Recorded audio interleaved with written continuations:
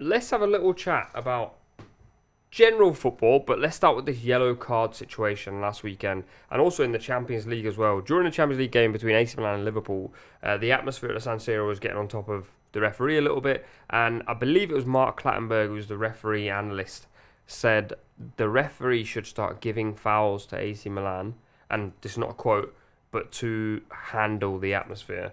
You're a fan of this, Kweku, but for me as a fan, I'm going, how is that just a... It's not a normal thing to say. No, but I think I'm from the era of football where you see referees and they are not necessarily managing the game, but there are different circumstances for different games, and a booking or a foul in a certain game or a certain circumstance within the same game is not a booking and a foul in a different circumstance or a different game. And so I can understand managing the situation to ensure that all the players are kept on the pitch and the situation doesn't explode or boil over. But I do think football's got to a point of no return, and that's because of the buffer of VAR. Now you ask people to use common sense, right? But it's very difficult to use common sense when you know you've got the buffer, and if you make a big mistake, there's going to be somebody who's looking at that to overturn it. I know the yellow cards can't be overturned or be rescinded, but I do think the referees nowadays, because there is that buffer of VAR right now, that they don't necessarily use common sense, they don't necessarily manage games. There's been incidents that I've seen in recent weeks that have just been absolutely ridiculous, like William Saliba in the North London derby carrying the ball away and getting booked in the first half. If you're a referee, why are you doing that? I understand it's a letter of the law. But do you think you might also be setting the tone with something like that? Because I remember back in the days that when Arsenal would play United, and that's the only game I really remember for yellow cards being thrown out. And there was a lot of tackles going in where refs would do the opposite and not give yellow cards. That's what you should do. But then what happens then is, when do you give one? Because then now you're in a situation that what is bad enough to be a yellow card? Well, back in the day, players used to go, and I saw Lewis Cook do it in the Chelsea-Bournemouth game. He goes, ref, that was only my second one. You used to be able to have three. You have one, you have another one, and you have a third one, and that's when you get booked. I feel like booking players early, you're always going to make a rod for your own back. You should try and avoid booking players as long as possible. I know that certain fouls can't be avoided, but there's a reason why a foul in the first minute of the game generally isn't booked, but then a foul in the 70th minute just generally is, because you are managing the situation. You are trying to maintain 22 players on the pitch at all times, and booking somebody for something so innocuous as carrying the ball away in the North London derby, you're setting a rod for your own back, because you know it's a fractious game. It's a game that's full of emotion, and if you're booking Saliba for doing that, then guess what? When somebody tugs somebody down, you're going to have to book them for that, because Arsenal players are going to be surrounding you. In my opinion, I think referees have got poor at managing games. I think that's what they need to be better at. Our referees have turned into robots. Right, they've got a checklist of what constitutes a yellow card, what doesn't, and they just seem to want to follow that. And the problem is, and the reason they're like that now, is because football fans generally are not mature enough to understand or to be able to tell when a referee is doing something to manage a game or not. And so it's always, well, this one was a yellow card and that one wasn't.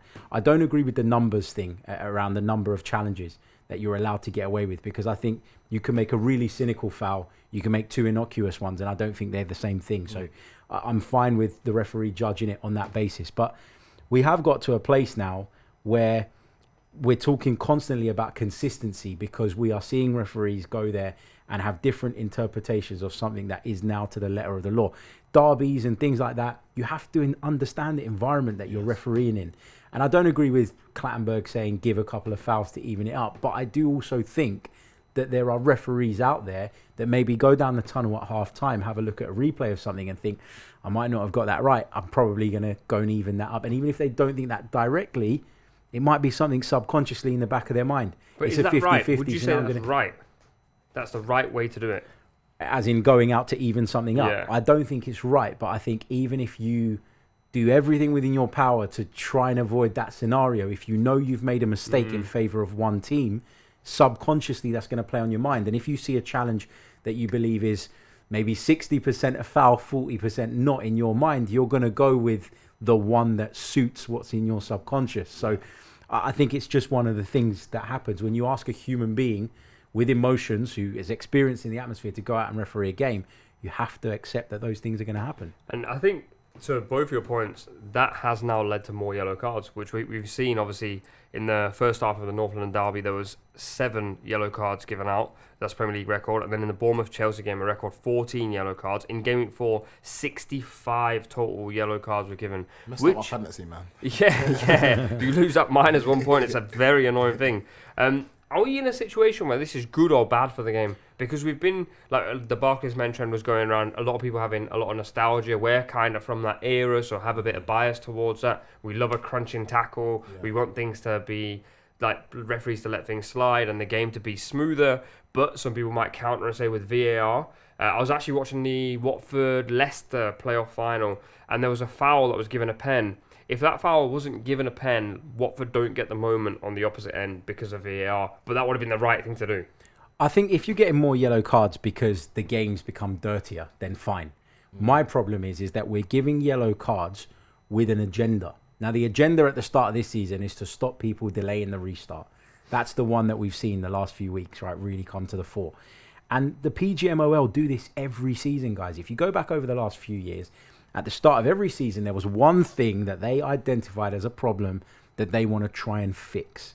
So what do? They really clamp down on it. But as a result of that, you get loads more yellow cards.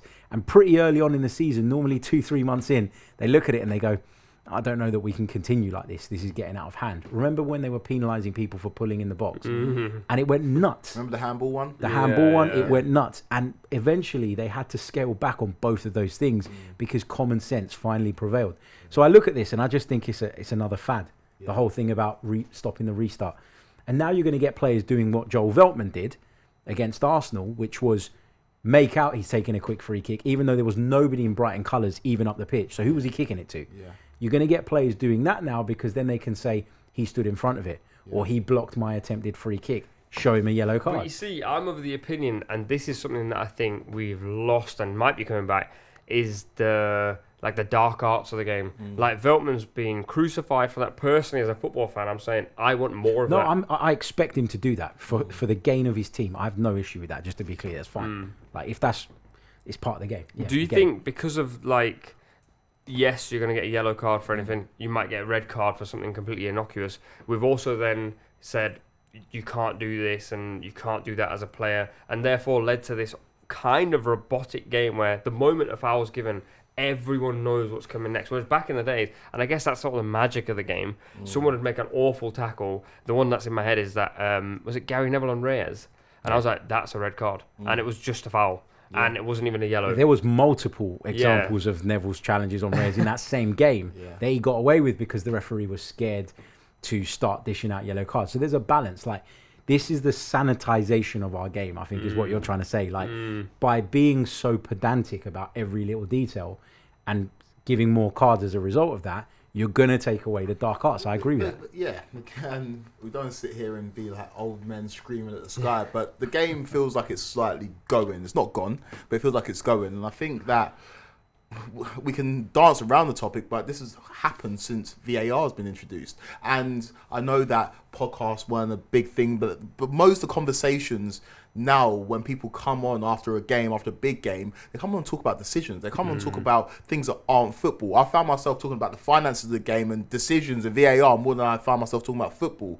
And that's because of VAR. I think that's taken away the common sense of the game. I think that's taken away the competitive spirit of football, right? It used to be swings and roundabouts. Things go against you, things go for you, and you move on. And next week it's a new go around. I think that VAR has created an environment where people have got excuses and said that wasn't given or that was given because we were hyper analysing everything. And I think it's taken away the autonomy from referees. Referees now don't use their common sense to make decisions. They now have that, like I said before, that buffer where they know that somebody else is going to make a decision for them, and we don't have full confidence that person is making the right decision anyway. So for me, I feel like technology has ruined the football as we know it, and I don't see it getting any better. Can I ask you guys both a question? I don't want to bleat on about the Rice incident, but this is an example of You're going to bleat on about it for the whole season.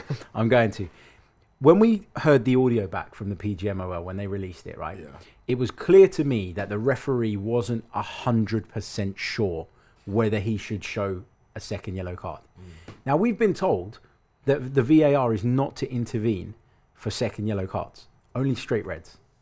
So why are they telling him you've got no choice. And the line that they used was protect yourself.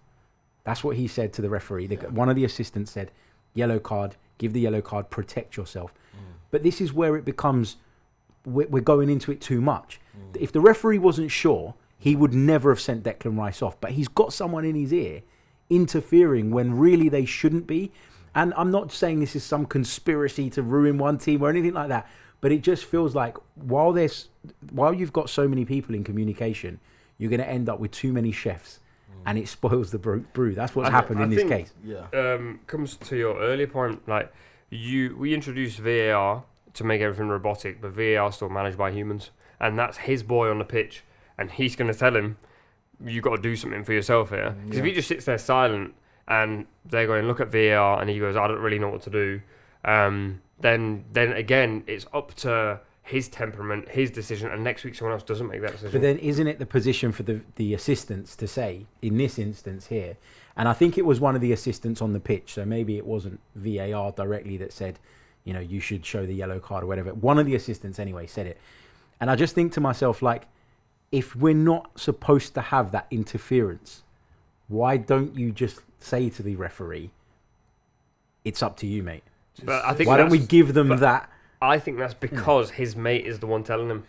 Yeah, but there's that situation there with Declan Rice is so stupid, because read the room and understand the temperature of the situation. There's not one person, apart from maybe Danny Welbeck in that situation, maybe Veltman as well, who is expecting the referee to pull out a second yellow for Declan Rice. It's like, you can feel it. Arsenal fans are saying off because they feel like they're going to send Veltman off. If your referee using and utilising common sense in that situation, you do not send off Declan Rice, because you understand that that's not what the situation calls for. Nobody's expecting it. Nobody's asking for it. There's no Brighton players running up to you and saying, send off Declan Rice. Use your common sense in that situation. Don't be swayed or steered by somebody in your ear telling you about it. Understand the gravitas of the situation. Understand where you're at, and use your common sense. Which is, it seems like it's an anomaly now in football. Referees of common sense. The issue this has created, though, is not necessarily what happened in that game. Put that to one side for a minute. Forget about the outcome of that game, and think about what this means now for the rest of the season.